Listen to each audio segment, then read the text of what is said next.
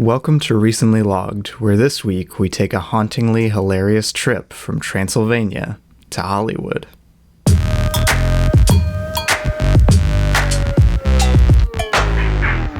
Greetings. Greetings. Neither of us are feeling good. I mean, yeah, no, we're not.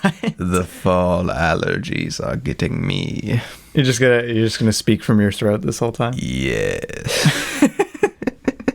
Just ruin anyone who has headphones listening to this. Correct. Just ruin their whole day. I put on a breathing strip for this so that hopefully my voice wouldn't be as grovelly. Fall hates me. I like fall. Fall's one of my favorite seasons, if not my favorite season. It's probably the best season, honestly. But I am allergic to fall. It does not like you, Micah. It doesn't like me, and the allergy medicine I took this morning has not fully taken effect yet. Yeah, I took some allergy medicine last night. I was like, surely I'll feel better in the morning. And then I woke up and I was like all achy and... I slept through 2 alarms for some reason. Man, I felt like I was going to throw up when I first got up. I was like, oh my goodness. This is... But anyway. So we're doing lovely. We decided not to postpone due to feeling bad. And we're going to talk about a movie today. Yeah, what are we talking about today, Remy? We're talking about a little film that came out a couple of weeks ago. Maybe last week. I don't remember. It's pretty recent. But it's Rob Zombie's new reboot of the classic TV series The Munsters. Reboot? Although it's a movie, it's not like a TV show. I don't know about reboot. I mean, it's labeled a reboot. By who? By Netflix. So take that as you will. I don't know about that. I mean, a legacy prequel. Yeah, legacy prequel. That's a better term for it. But anyway, yes, The Munsters. New one, Rob Zombie. This is our first Rob Zombie movie. Baby's first Rob Zombie. Not even just on the podcast. This is our first one ever. Yeah, watching it again. Baby's first. Baby's first Rob Zombie. But then again, Rob Zombie's movies are not exactly the cleanest. Child typically. friendly, usually. Yeah, no. But anyway, before we get into our actual thoughts on The Munsters, let's tell the folks what they need to know about it. Let's tell them.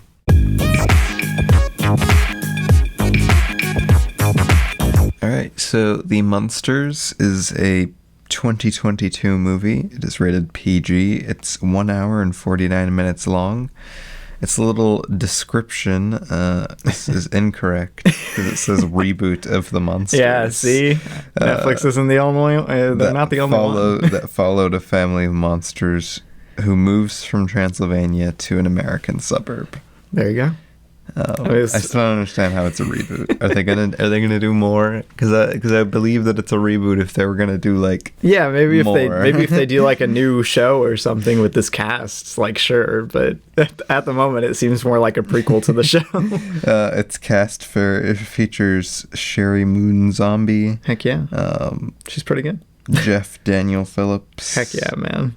He's so good. Daniel Roebuck. Yeah. Richard Brake. Yep. George Garcia. Absolutely. Sylvester McCoy. Nice. Catherine Schell, I guess. Schell. I would assume so, yeah. And others. And others. Directed by Rob Zombie and written by Rob Zombie based on characters developed by Norm Liebman. Norm. Hit him with another classic TV reference, Micah. But yeah, it's pretty basic stuff. I don't know. It's a very, very simple movie. Very straightforward. I'm yawning so much, but that's The Munsters. It's an aggressive yawn. But anyway, yeah, let's tell the people what we thought of it. What did we think of it?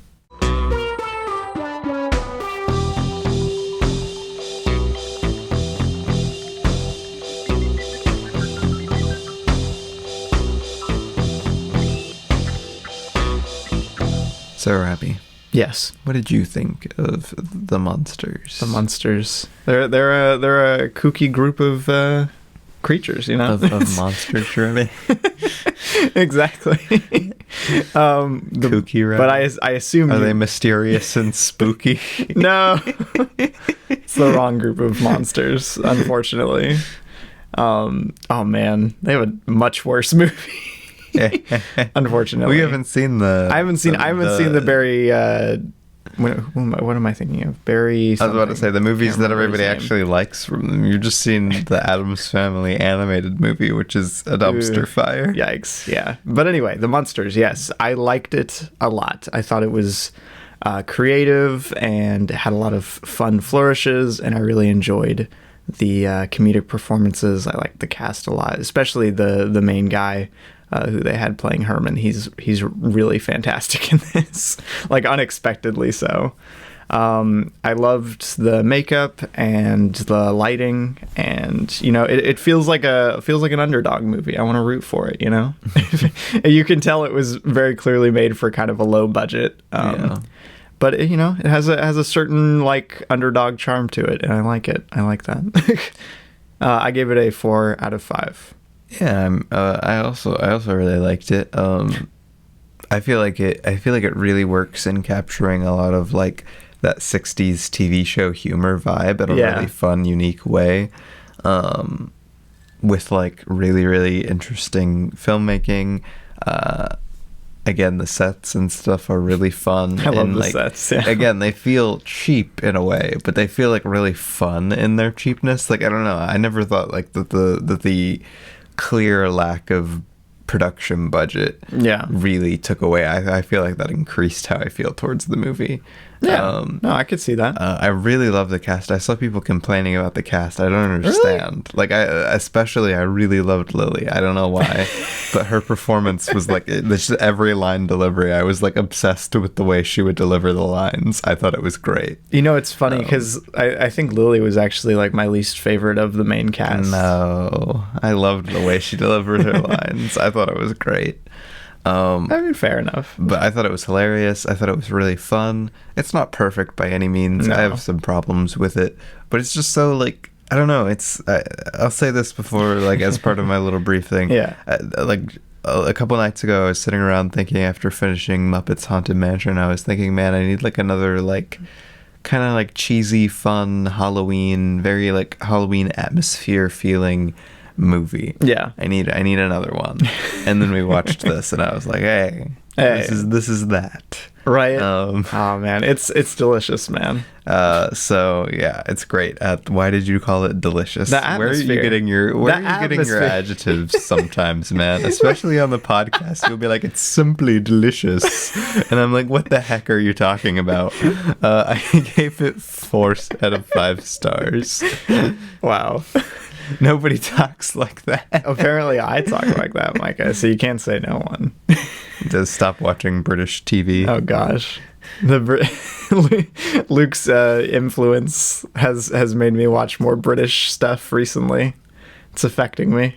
Yeah, you just said it's delicious. Delicious. I think so. Saying something has delicious atmosphere is not that crazy. Robbie, that sounds very weird. Okay. Anyway, let's move on to more discussion, deeper discussion. Let's do it. To really get to the heart of the Munsters. The heart of the Munsters. So, we open with shot 1. So, Robbie, what is the heart of the Munsters? The heart of the Munsters is the goofball romance, you have to say, Micah. Whoa. I don't know. It's such a surprisingly compelling element to this movie. Like it's the main thing that drives all of the story. But like, I mean, I was about to say the plot pretty much is the romance. Yeah, but I don't know, man. The chemistry between the two leads is so good, and like all of the bits work so well. It's inspiring, really. Yeah, it's still hilarious to me because I was reading through reviews, negative reviews specifically before we started this podcast, just to see what people were like complaining about, because this has got a pretty darn low average. Yeah, it's got like Letterboxd. a 2.6 or something like that. And like 90% of the reviews were like the performances are terrible, the chemistry between the leads doesn't work at all, it's trash, and the bits don't work. Dude, the bits wouldn't work if they didn't play it completely straight, which they do. They treat like the script with such respect for some reason. Yeah, that's actually, I would say, one of the things I appreciate most about this is even though the humor is like, it can be dumb. It's dumb and like weird and dated. It can be kind of like irritating too sometimes, like kind of loud. Like, I feel like it's aware that it's all that. Yeah. And instead of being like modern where it would be like, I don't know, poking fun at it, it like plays it as the joke while playing it seriously. Exactly. Which like it plays the fact that the movie plays it seriously as the joke. Yeah. No, it's like old 60s TV, you know? Yeah, I don't know, like I think that's really, it doesn't feel like a modern like use of that kind of humor. No, it does not feel like a modern take on the Munsters at all. Of course, again, I don't know if we specified this. We've never seen the Munsters. I've never seen the Munsters. Not a single episode. I had no idea. I didn't even know what the Munsters was about. Didn't know who Herman Munster I didn't know was. who Herman was. Didn't know who Lily Munster was. Didn't know who anybody was. I knew nothing about this. No, I didn't know anything about Munsters. I fully thought by like the halfway point in this movie that the entire world was just monsters. I mean, which would still be fun, you know? And then they went to Paris, and I was like, oh, there are just humans here, I guess. And then they went to America, and I was like, oh, I guess it's just everywhere else. But yeah, I say it's not a modern take on the Munsters, but what I mean is like it doesn't feel like a modernized version of something old. It just feels like a love letter to something old, you know? Yeah. It does not. It never feels like it's, I don't know, like just the way it pulls off its comedy is very impressive, even though its comedy is like quote unquote pretty lowbrow. I don't know. I can respect a movie that can do like a silly bit and just do it like well, you know? Yeah. So that's a good comedy in my eyes. Like I mean, if you don't enjoy the Count Orlok bit, dude, then it's not for you, I guess. Count Orlok is one of the funniest things in this whole movie. I did not realize how often he pops up later, and I was like, oh my gosh. He's there so much. Dude, okay, appreciation for him getting eaten like near the end of the movie, like off screen. It's so funny. I love it, man. No, like this movie has really, really fun comedic bits, I think. Okay, so I feel like we should ask questions, or yes. Do you have a question to start us off? Sure. Yeah. You mentioned that Lily was one of your favorite performances. So I was going to ask, like, what did you think of like the central trio of performances? So like Herman, Lily, and the Count. The Count. Yes. I really liked all of the performances. Yeah. Like honestly, I really maybe it's just people who have seen the show who are like, this doesn't compare or something.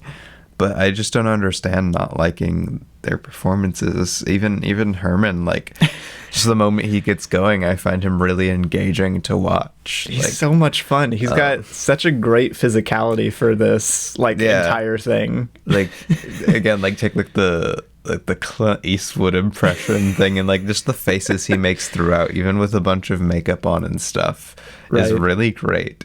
And I really liked his line performances. Though I will say, I do think his character, and this isn't on performance, this is on writing, I think his character gets kind of a lot less interesting in the second half of the movie. It does, for sure. He feels like he doesn't have much to do anymore. Yeah, he's like really engaging and like kind of the life of the movie in the first half. And then like as you move on to like the second half of it after they're married and everything, it starts, he drops in plot relevance. I was about to say, in fact, my biggest problem with literally the entire movie is the plot after they get married is just really boring. I mean, I think honestly having it just be like a straight up love story between Herman and Lily would have maybe been a better choice. But I do like the idea of like this being a prequel to the show and everything. Oh yeah, so I don't think the way they tied in like them losing the house and everything and wanting to move to America or anything like that was bad. I just think like most of it until like, I mean, the stuff once they get to America is pretty fun, but like everything in between the actual wedding and them getting to America is like really kind of boring, and there's like nothing really funny going on. There's nothing really interesting going on. I mean, you still have like fun like cinematography and stuff like that. Like all the set design stuff is there, and there's occasionally a good joke, but that's easily the like least interesting stretch of the movie. But back to the question you actually asked, I think like the way the cast bounces off of each other is really fun, and I think it even goes beyond just like the three of them. I think they can carry like a scene really, really well, like just bouncing between like the Count and Herman and Lily. It's really fun. I really enjoyed that. It's funny, it's engaging. I like their different dynamics and all of their chemistry. But I think their chemistry like it extends to even the rest of like the side cast. Absolutely, like, I mean, yeah. Even Scientist Man and Floop and all of that, Yeah. like they're really fun and feel like really good chemistry with all of the cast. Okay, I just want to take a second to appreciate the fact that the like mad scientist has a like Borderlands style shot in the movie. Like I expected it to cut to a character introduction for him. I love those little insert shots. That cut, the mad scientist cut, literally could have, you just put the little name title card from Borderlands. Dude, the first time we watched it, I was like, dude, this could he's pretty much just a Borderlands character, though. He really is. Really, the whole movie, like the entire Transylvania could just be Borderlands if Borderlands had monsters. Right. Halloween Borderlands. Which is enough to say that the Borderlands movie, being that they're doing one, which is stupid, get Rob Zombie to direct. Get Rob Zombie. That would be good. I would have faith. Rob Zombie is crazy enough to make a Borderlands movie work. I don't think anybody else in the world is. That's fair. I'd set on for that. I don't think anyone else in the world could pull off a Borderlands movie. That's funny. But yeah, my opinion on the performances in this. Like I said, I really love Herman. Like his physicality is great.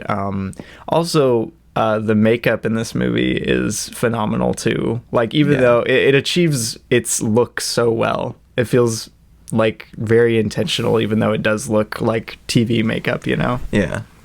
No, I mean, I think that makeup extends to like everybody in Transylvania has that same kind of vibe to it. Yeah. And even the sets and everything, like I mentioned, feel very low budget. So it kind of adds to that too. And it makes this very kind of like immersive, weird, fake, but like cool feeling. Like fake, but like real fake. It's funny because Orlok, I think, has like the best looking makeup. Right, Orlok. Like, he's like the biggest joke in the whole movie. Right, Orlok looks like he could be in like a legitimate Nosferatu movie. Right.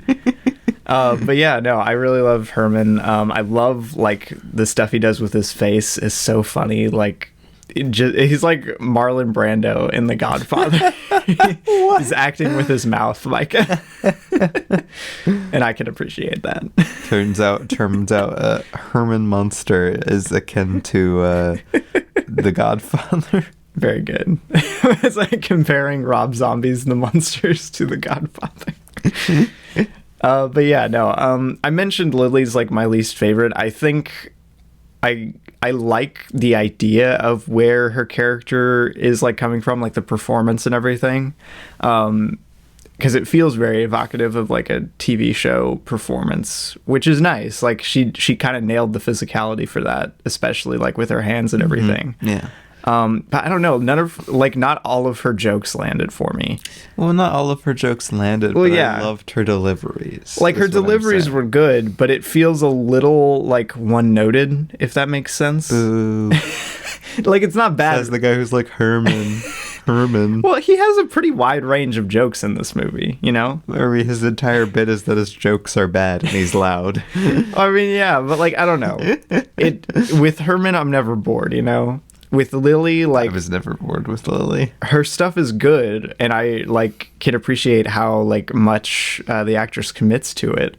But like, I don't know, I was never like totally captured when she was on screen, which is like I thought it was a shame because like I loved the other two main cast members. Get off the stage. The Count is so much fun. The Count is really fun. The Count's a weird character though, because like I don't know. See, that's the thing. That's the thing with this movie that kind of bothers me at the end of the day, is that everything, because I guess it's tied to the TV show, ends up feeling kind of weird. Well, a lot of the plot elements feel a little like arbitrary, like because they don't have like a reason to exist specifically for the plot of the movie.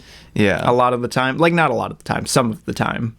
Yeah. And I think that is the reason it feels kind of weird. Because like this is very much made with the TV show in mind. Yes. And like you said, you could clearly feel that Rob Zombie is a huge fan of the Munsters. Right. But like as somebody who's never seen the Munsters, I have no clue any of that.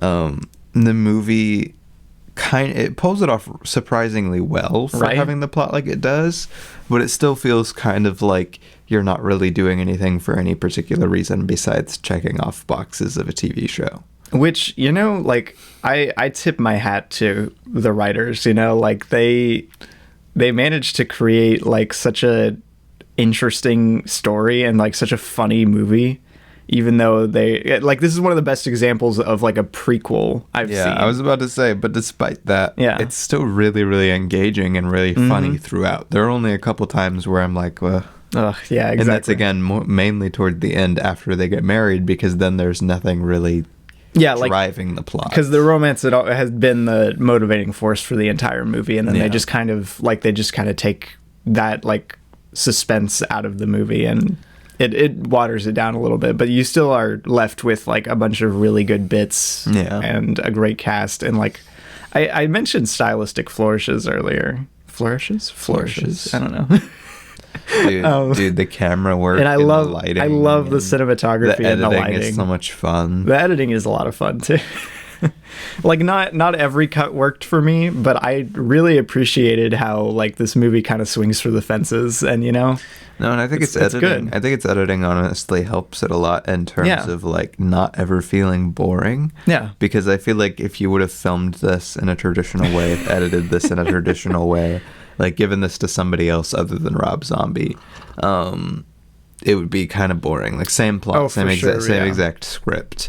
I feel like could be kind of boring. Oh, just because easily. Part of what makes this work so well is how visually engaging it is always. It is. Like you could watch, this is one of those movies that you could watch with the sound off and still get a bunch out of and like still laugh at, you know, because it does a really good job of telling its jokes and everything like visually. Yeah, no, actually one thing I was going to mention both times when watching it, especially during the beginning, I was like, this is just like they tell a lot of these jokes like it's live action SpongeBob, right?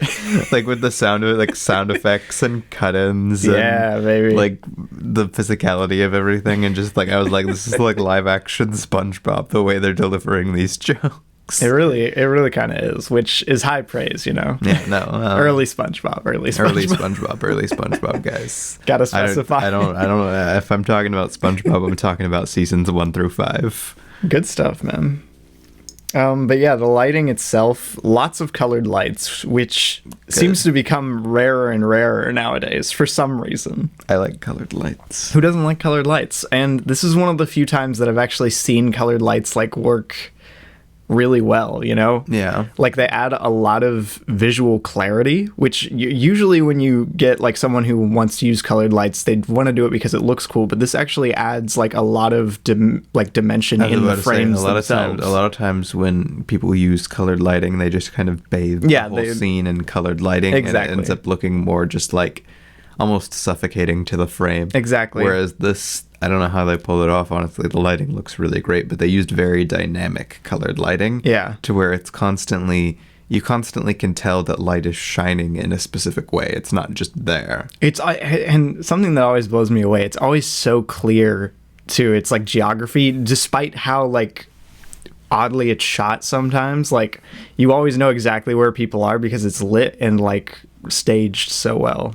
It's kind of impressive. Honestly, you saying staged, even though that doesn't have anything to do with what I'm saying, kind of makes me think it's lit very similar to a stage. Mm-hmm. They always light the background separate from the actors in this usually, which is good. No, it works really well for this. It looks great. I have a question, Robbie. Yes. What is your favorite, I could say scene or comedic bit? I have an answer already, which is surprising. I don't usually have something. And it has to be the I Got You, Babe montage. It's so good. There's like so many good bits in there. You got Uncle Gilman. You got like a surprisingly great cover of I Got You, Babe. You got so many like just amazingly funny bits smushed into like 1.5 minutes, you know? Good stuff. You know, for some reason my answer for this, and I have no idea why, is Herman, like the sequence of Herman performing at the club. I love that. I love his performance. I think it's fun. That's a good hilarious, scene. And also really good. I would buy that album. If it sounded like that, I would buy that album. Micah, you can go buy the soundtrack for the movie. The bits are really funny in there. Right. And Orlock makes an appearance again. Dude. And I don't know, like it was really visually engaging, and I have no particular reason other than just I had a lot of fun during that scene. I will say maybe a runner-up is the TV debut for Herman. That's a really good scene. That is good. No, I mean, like, the way this movie is structured, there are so many just good one-off bit scenes. Yeah. And man, you could just pick so many. Like, there's just so many funny things that happen in this. But yeah, it's good stuff, man. Like, I don't know what they were doing. They were like, we're gonna make a Munsters movie, and then we're gonna make it really good. Or maybe not, Robbie. We need somebody in the booth who disagrees. We need the negative take. Getting the call lines are open. Call it. If you call in and slander the Munsters, I will be sad. Yeah, that's what we need to start doing, Ruby. We need to start recording, like broadcasting live and doing live callers. So people can refute our takes. Exactly. We're recording into a bubble. Exactly. No one will disagree with us. But yeah, no, I mean, is there any other questions you wanted to ask? I don't know, Ruby. Is there any other questions you wanted to ask? Sure. What did you think of the employment of CGI in this movie? Because there's a lot of practical effects. Most of the movie is a lot of makeup and good costuming and stuff, but there are quite a few CGI elements too. A lot of scurrying things, and Spot is like totally CG for most of it, except for like that one shot. I think the CGI works just fine. Like, I mean, yeah, I think it's very necessary for the budget they had. Yeah. And I would say so.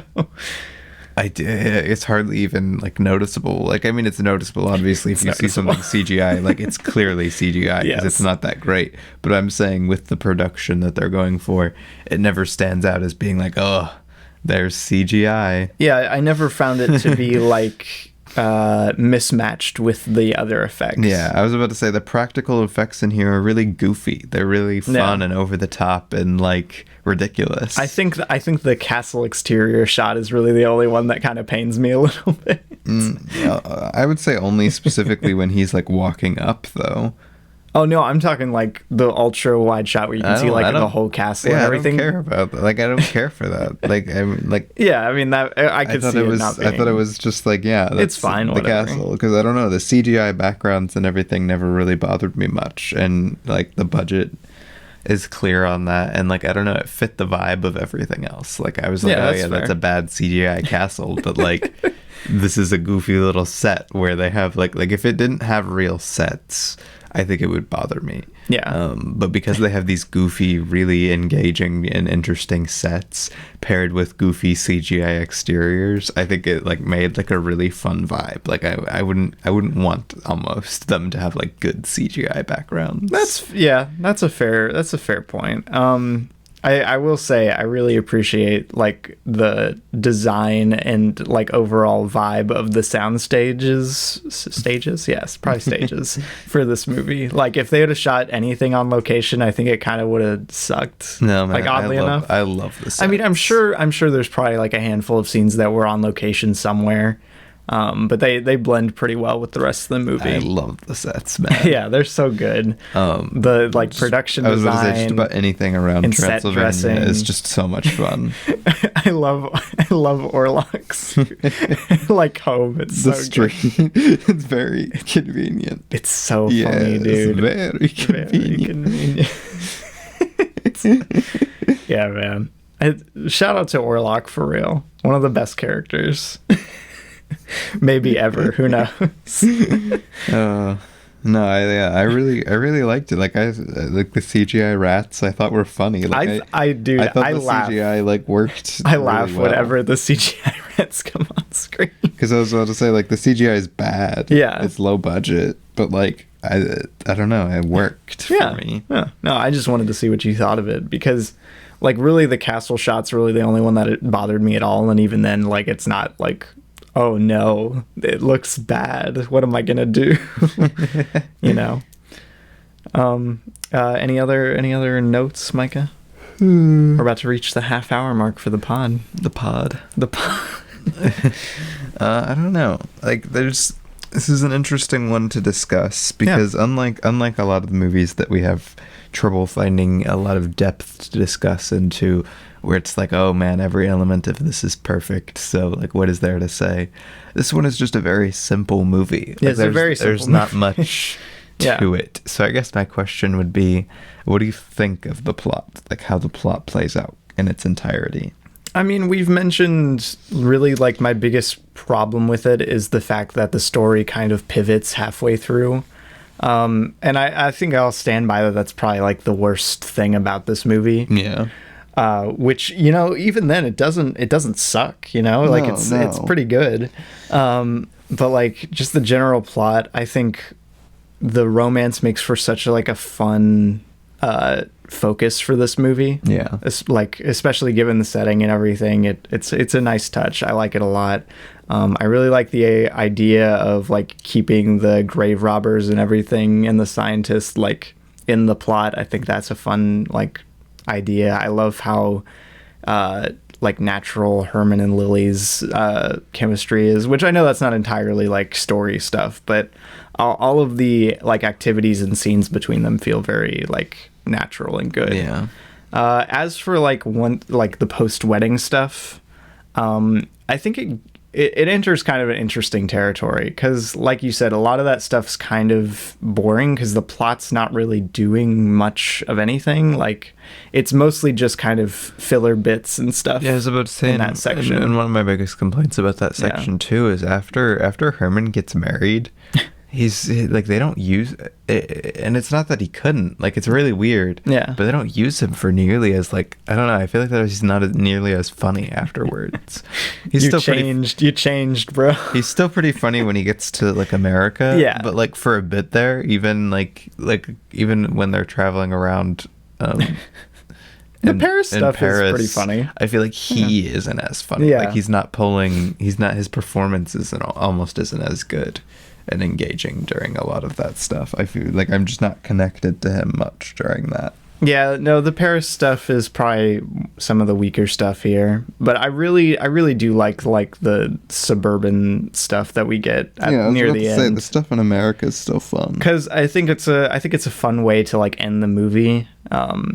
Not even just from like a prequel perspective. I think it's a fun idea for like the end of this movie, whether or not it was connected to other Munsters stuff. Yeah, I think disconnected from other Munster stuff, I wish they would have given it a little bit more like, this is the end of the movie. Yeah.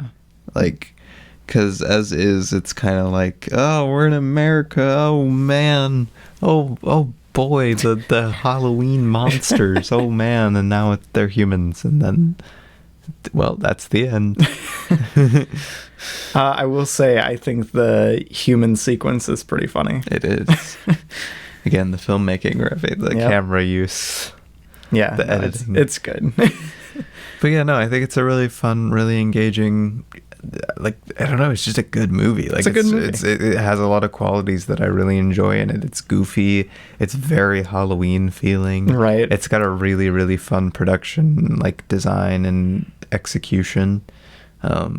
And I really enjoy the main actors. So, like, it's a fun time. What else is there with the Munsters, you know? I'm scared now, Micah. What if Netflix keeps pumping out, like, Halloween classics? We got Hubie Halloween, that rocks. We got the Munsters now, and that rocks. Yeah. What's going on? They make the good Halloween movies. The good stupid comedy Halloween movies. Apparently, they just need to give more money to any comedic director who wants to make a movie, Halloween themed, of course. But yeah, is there anything else you want to add? Oh, not really. No, I feel like I've covered my range of thoughts on the Munsters. Yeah, because again, despite it being a long movie, which I think is probably one of the things that cuts against it, is how long it is. I actively felt like it should be over by the time we were getting to the end. Mm-hmm. They were on the plane to America and there was like almost 20 minutes left, and I was like, what? Yeah, no, it's a bit long, but for sure.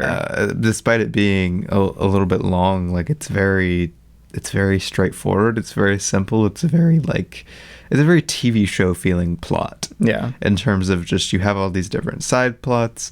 They all directly tie into each other in this very just not very straightforward, not very methodical way. They just kind of run into each other via character stuff.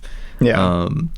And then you've got a resolution that's like, that's the resolution, which still works pretty darn well. And I really enjoy the performances, the bits, the production, the story, the atmosphere, the lighting, the music.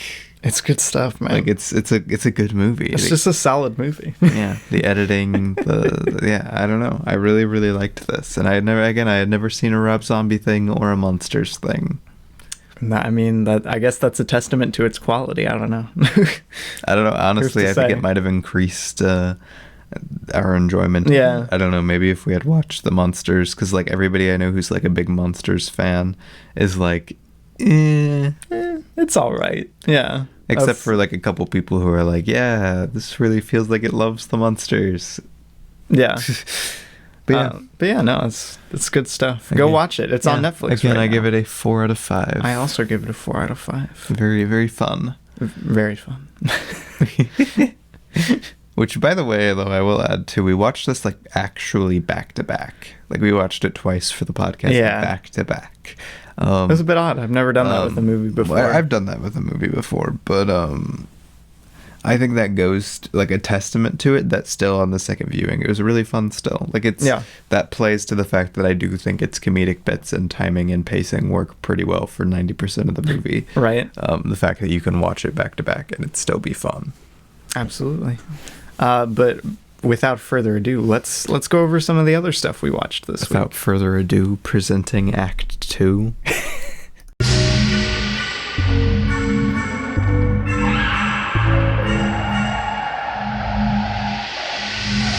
All right, so for those of you who do not know or have never made it this far into the podcast, the What We Watch segment is a little thing we do at the end where we talk about everything we've watched since the week prior. We just share some brief thoughts and our rating. Yes. And it's just a fun little section to talk about what we've been into, what we suggest watching, and what our opinions are. Yes. So we're going from the 3rd. We recorded the Scream October episode 3rd. on the 2nd. And on the 3rd, I watched Chill Out, Scooby-Doo. Chill Out. Which is a pretty fun Scooby-Doo movie. I enjoyed it. It's got some fun elements. It's not perfect by any means. I think it's pretty mediocre as Scooby-Doo movies go. There's nothing that particularly makes it memorable, but there's nothing that particularly makes it bad either. It's a pretty acceptable Scooby-Doo movie. The most annoying thing about it, unfortunately, is yet again, because it's newer, New Velma is just still annoying in this one. It's sad. But I still enjoyed it quite a bit, and I gave it a 3 out of 5. There you go. Then on the 4th, I watched Muppets Haunted Mansion. It was a rewatch. We did an episode on it. We did a whole episode on it. Muppets Haunted Mansion is really fun. I don't understand not liking it. I actually like it for a lot of very similar reasons to why I like the Munsters. It's very good. It also has a lot of fun sets and bad CGI. Right. But I gave it a 4 out of 5. I very much suggest it. Then I watched Dark Night of the Scarecrow, which is like a B movie horror movie, and it was pretty fun. It had some fun elements, fun acting, fun creature design. It wasn't the greatest thing in the world, but I wasn't expecting the greatest thing in the world. My biggest complaint, just with, like, not like from a plot level, but just because, like, my biggest complaint of what the movie is that we actually get is that we don't get to see the Scarecrow move more because he's very cool looking. I gave it a 3 out of 5. Then on the 4th, Robbie, what did we watch? We watched Scooby-Doo and the Curse of the 13th Ghost. Yeah. Which is like a legacy sequel to the old show. To the old Curse of the 13th Ghost show.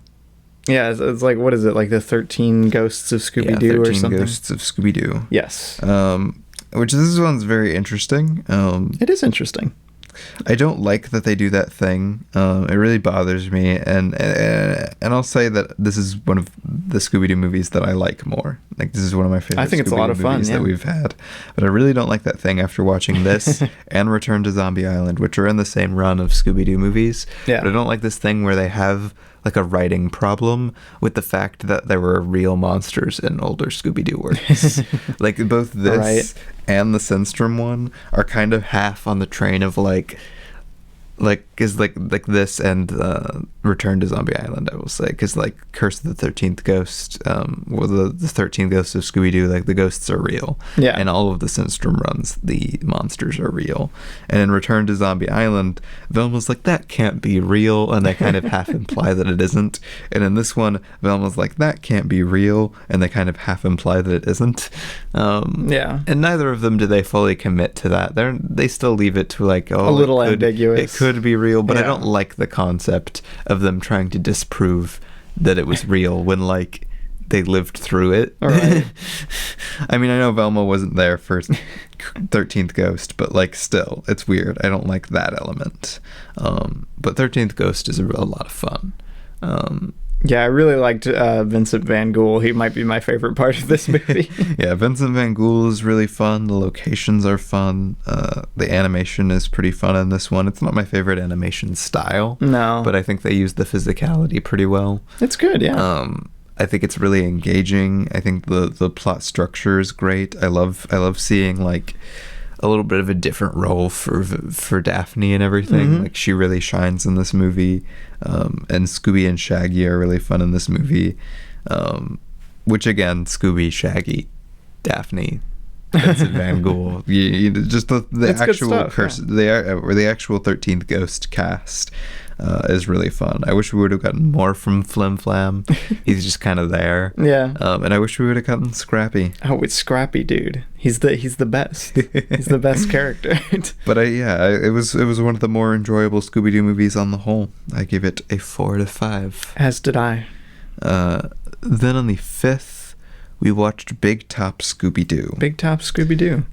Which pretty much in my mind falls into kind of the same category as Chill Out Scooby-Doo, as being fine. I think it's pretty good. It's fun. No, it's fine. It's good. I still don't like the wolf design in this, like the werewolf design. Yeah, I don't know why. It just feels so like removed from the rest of the animation. I don't know. A lot of this doesn't really work for me on a stylistic thing. I'm not a big circus kind of guy. I can't believe you don't like the circus. It's just not that engaging of a location for me. And I don't think they use it for much interesting. So I think, yet again, this really does run into like, it's funny, it's fun, it's entertaining, but there's nothing really memorable about it, and there's nothing that would make me come back to it. That's fair. Yeah, I don't think I'd ever give it like a rewatch or anything, but I think it was fun. I think it had a lot of like good scenes. I actually liked the mystery of it quite a bit. It's not the best I've seen, obviously, but it's pretty good. I don't know. I gave it a 3.5 out of 5. See, I feel like it's such a stereotypical circus story. It is. Like, oh, there's something going on in the circus. Which one of these disgruntled circus people is the culprit? And it's like, oh, but they're all disgruntled circus people. Maybe it's because the circus is not a very healthy working environment. But I give it a 3 out of 5. There you go. You did it. What did you give it, Rebby? I already said I gave it a 3.5 out of 5. And then on the 7th, we hunkered down and we rented the new Scooby-Doo movie, Trick or Treat Scooby-Doo, which I was very excited about this one. Yeah. And I was very pleasantly surprised. I know a lot of people aren't the biggest fan of this and the direction it takes it, because it's very different for a Scooby-Doo thing. It is, like, yeah. Especially from a movie standpoint. Modern, yeah, the more modern movie run, this feels very different. This feels very like Cartoon Network in comparison. Yeah. Not that like the other Scooby-Doo movies wouldn't be Cartoon Network. Technically, they are Cartoon Network. But this feels like a Cartoon Network show. Yeah, like a kind show. of feel. And I think it works really well in this context. Like, it could have been bad, obviously. Oh, it could. Cartoon Network doesn't mean good. But like, I think it works really well. Like, I was really excited with this. It felt very lively. It felt funny. It felt engaging. I really liked the art direction. Like I said, I put it in my review that I left, but I felt like excited about this, because almost all of the new Scooby-Doo movies have gotten me very like most of the modern Scooby-Doo movies have a very bland, like 2000s they feel like art style. They feel like they have nothing to offer, because they feel like they're not even like, they have the same art style as the 2000s, and they feel like they're doing the exact same thing as we've been doing all throughout the 2000s and the 2010s. Yeah. But like, this movie feels like it has a new life for Scooby-Doo. It feels like it loves Scooby-Doo, and it feels like it understands how to make it funny again, how to make it interesting again, while not like divulging too much from being Scooby-Doo. I honestly think that like the amount of creativity behind this, it could have been like one of the best Scooby-Doo movies ever if it had a bit of a higher budget. I was about to say though, this has a very low animation budget, and you can tell. You can tell. The animation is extremely inconsistent and extremely like low, like depth, I guess. I was about to say, I love like the fact that they go back to doing like paintings for some of the backgrounds. I was about to say, I love the designs of the characters. I love the general look of this movie, but the way like everything moves and feels, it just feels cheap. If it had a higher budget, I think I would have liked it a little bit more. Which again is really funny, because Coco's animation is like absolutely insane. Well, I think a lot really of it good. A lot of it is like copied from other stuff, which is really funny to me. Because then like all the other characters move and it looks like, relatively the same. And then she's got like this amazing fluent animation, and right. I'm like, it looks great, but like, why does everybody else look so much more stiff? Yeah, I think it's funny. But I really loved it. Like, it really just made me excited after watching how many Scooby-Doo movies I had. Again, I said I had watched 45 other Scooby-Doo movies up to this point. And as for modern Scooby-Doo, that was the first one that got me excited for Scooby-Doo again. Right. No, it's so good. I gave it a 4 out of 5. I also gave it a 4 out of 5. Then on the 7th, we went and we watched Smile. We went out to the theater, baby. We went to the theater on my birthday. Oh, yeah. Happy birthday. Wow. Thank you. It's, Smile. One of the actually probably quote-unquote scariest movies I've seen in theaters. I think it's the most on edge I've been in a theater, Which I know this movie does not work for everybody. Again, the top review is jump scare the movie. I mean, it is. And I think that's very, like that's a fair thing to say to the movie. There's so many jump scares. There's so many. That's like the whole thing. But I never really thought, because a lot of people are like, oh, jump scares are kind of a cheap way to do horror. And in most instances, I would say that they are. I would tend to agree a lot of the time. But I think, honestly, it works pretty darn well in cultivating atmosphere here. It does. If it didn't keep me constantly engaged in memorable atmosphere here, then I would agree. Because one of the biggest things with jump scares is that they're very like, whoa, that was scary, and you forget about it. Yeah. But I didn't forget about anything in this I was movie. about to say, the jump scares in this feel like almost haunting in a way, which is exactly what I want from a jump scare, I was about to say, the jump scares get under my skin a bit more in this movie, to where I'm, after a jump scare, A, I remember it, and B, I'm like, this could happen again anytime. Dude. Like, you're, and then the entire movie, you're like very paranoid. We were halfway through the movie. I'm like, I don't know if I can stomach another like 40 minutes of this, like it's intense. I like it. I will say it's not my favorite plot in the world. No, because I think like the horror stuff in it, like the jump scares and the filmmaking actually behind the horror stuff is really fun. I love the cinematography and editing in this. Yeah, I really like the filmmaking. But the plot is kind of basic and simple and a little annoying in some ways. It feels a little expository. Yeah. Which is not something you want for a horror movie. It feels a little expository. It feels like it goes through a lot of the motions of this kind of horror thing. Like, you could tell that this is a first-time screenwriter working on this. Yeah. Which, solid debut, I gotta say. No, very solid debut, but like, that's probably my least favorite part. And it's not even bad. It's just like very basic. Yeah. It's like every it's like how every haunted, like, or not haunted, but like a possessed house movie is pretty much just like cut and paste The Conjuring. Yeah, man, Conjuring's so good. It's a great movie. But I gave Smile a 4 out of 5. I loved it. I give it a 3.5 out of 5. Oh my. Also on the 7th, I logged Neon Genesis Evangelion. The show. The show. I finished. Well, that's why I said Neon Genesis Evangelion. But I finished the show on my birthday. Happy birthday. I cannot begin to discuss my thoughts on this in a brief way.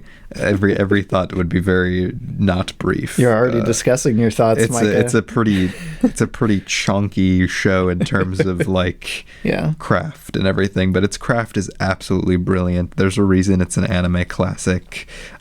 Certified anime classic. I think what it goes for is absolutely insanely ambitious, and it makes me sad that it was cut down in the end, but I think honestly the ending 2 episodes work extremely well.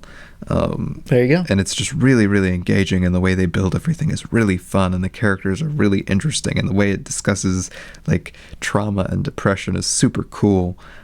And I loved it. I give it a 5 out of 5. Then the next day, the very next morning, I woke up and I watched first thing in the morning Neon Genesis Evangelion, the end of Evangelion, which is a bad way to start your morning, but it's a great movie. Michael's like, would not recommend watching that first thing in the morning, but it's a fantastic movie.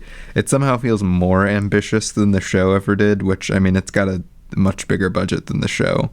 And an entire movie runtime. It looks cool, man. To do what it does, but its animation is absolutely gorgeous, and I like that it definitely fills in a lot of gaps that are missing in the show. Yeah. Though I will say, I would say my biggest complaint with it is without the show. Like if you don't watch the last 2 episodes after this, it is not my favorite way to end the show. It's a lot more gross and a lot more depressing way to end the show than the actual show ends. I see. Which, I mean, is fine. That's good. It's like Shunji's a bad person. Objectively a bad person. But it's still like it's still not as, I don't know, for the themes and message of what the show is going for. I feel like you need the last 2 episodes of the show for it to work well. There you go. But that being said, as one collective piece of media, the show and end of Evangelion, crazy. Strong 10. 5 out of 5, 10 out of 10. Beautiful, outstanding, wouldn't change a thing. Nice. I can't wait to watch it, dude. Breathtaking, literally. I sat in like stunned silence for like an hour after I finished both the show and End of Evangelion. There you go. Fantastic stuff. Also on the 8th, I watched Scooby-Doo Return to Zombie Island, which was very bad. It was bad. I have no thoughts. Actively bad. It was very bad. Actively Sad. bad. Actively bad towards Zombie Island, which is the best Scooby-Doo movie. It's so good. So don't watch it. Steer clear. I gave it a 1.5 out of 5. All right. And then on the 8th, we watched the new Marvel project, Werewolf by Night, directed by Michael Giacchino. My man. He's one of my favorite like filmmaking artists out there today. I'm so glad that he like took a stab at directing. Yeah, I mean, this is really fun. Like, it's not anything crazy. It feels half-baked. It feels very half-baked. Which I find it funny that we both used that term in our review. I feel like the ideas are there. I feel like Giacchino's direction is fun. Yeah. I like the actors, but like the story is just is not there. It needed more time for one. It needs to let a lot of its moments breathe. I was about to say, and it just needs more of an idea of what it wants to do, what it wants to be. It kind of runs into that Marvel thing where like its tone isn't fully there. No. And especially being that we don't have the time to establish anything more, I think it's even more like just evident that the tone does not work well. They should have just made it a movie. Like I don't know why. I mean, technically it is a movie. It is a movie, but it's not a Marvel movie. Yeah, I wish they would have made it. I wish they would have given it a full. They should have given it like an hour 40 runtime or something, so they could fully explore everything. And I think if they fleshed out the plot and kept Giacchino's direction and everything, this could be really, really great. It could be one of the best Marvel movies. I was about to say it could be one of the best or the best Marvel movie. Honestly, but instead it's just like, oh, that's fun. It's fun, yeah. That's a thing I watched. I really loved the cinematography. No, yeah, the cinematography and the production that's what I'm saying. design. The cinematography, production design, direction, all of that is some of like I think the best we've seen in the MCU in a while. Yeah. But like it's just like the story is not there. It's not there. There's just the no characters. story. The characters do not work. The characters very well. are there hardly are any characters. That's like, if it weren't for the performances being somewhat engaging, this thing would just be a slog to get through. Absolutely. But it's still pretty fun. Yeah, I was about to say, in its current form, I think it's pretty good. I give it a 3.5 out of 5. I give it a 3 out of 5. And then I watched The Munsters. Then we watched The Munsters Twice. I didn't log it 2 times because we didn't like watch the last like 10 minutes or so the first time, so I just logged it as one thing. But yeah, so did I. Yeah, because we didn't. We didn't fully. I put at the front of my review. Watched twice in a row for the podcast. Watched like one in. But there was like 10 minutes left when we stopped. Yeah, no, but I didn't care enough to like log it. Yeah. But yeah, that's what we watched. That's what we watched. Some good stuff. I actually rated like most of the stuff we watched over this past week like a 4. Yeah. A 3.5 or a 4. Go watch some good Scooby-Doo movies. Go watch Smile if that seems like your scene, you know? It was good. I would say go watch Evangelion, but like I wouldn't inherently suggest it. If you know what you're getting into and like it seems like a thing you'd like, then go watch it. Because I feel like it's a very acquired taste, but fantastic project. Like as a piece of art, I think it is outstanding. Cool. I think Trick or Treat Scooby-Doo.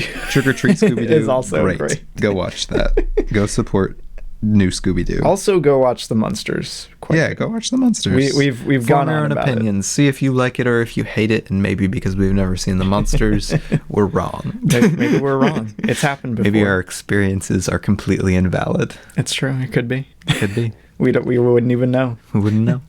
How would we know? Thanks for listening, guys. We'll be back at you next week for Scream 2. Scream 2. Electric Boogaloo. Electric Boogaloo.